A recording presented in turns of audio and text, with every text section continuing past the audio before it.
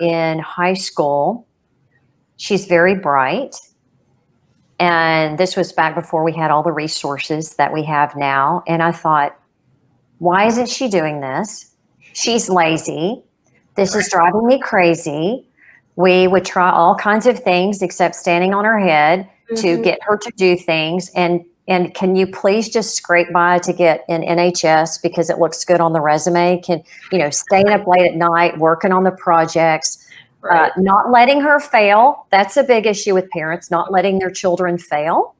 And I'd love to circle back around to that. Yes. And so, but then we realized, fast forward, when she went to college, she came back for spring break, and we did not realize it. I thought I'm very authentic. I just thought it was a made up thing back then because we didn't have all the information like, oh, that's made up and people are giving drugs. Okay, it's very real. I'm married to someone with that ADHD. My son-in-law has it. I mean, I'm around it. I know it. I know it's real. And so once she came home for spring break, her affect was completely off. We were very worried about her. Then she was diagnosed with ADHD, which caused clinical depression and clinical anxiety. It had gotten so bad. And we didn't know. We just thought, why isn't she going to class? We know she can.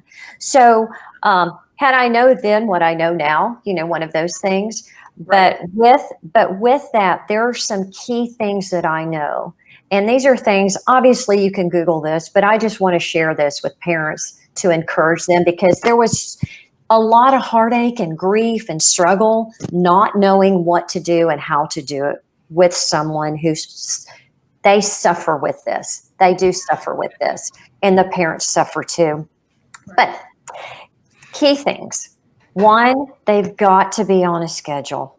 They've got to be on a schedule, knowing when to do what and how, and you work with them on that schedule. If they're a morning person, teach them in the morning. If they're a night person, this is the beauty of homeschooling. Teach them at night. If they get sleepy after lunch, started school at 3 p.m. do whatever it takes. Adapt to their learning modality and also to their time, their rhythm.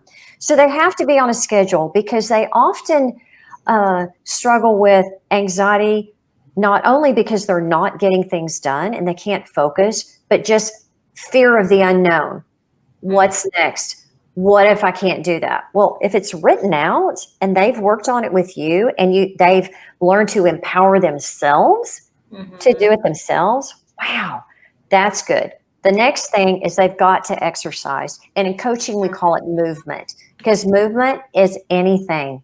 It's not just going to the gym and all that. And thinking outside the box. And with homeschooling, gosh, you can do all that fun stuff too. You can do canoeing and rock climbing, and you can call anything your PE credit, right? Right, exactly. So get them, and it needs to be on a daily basis, even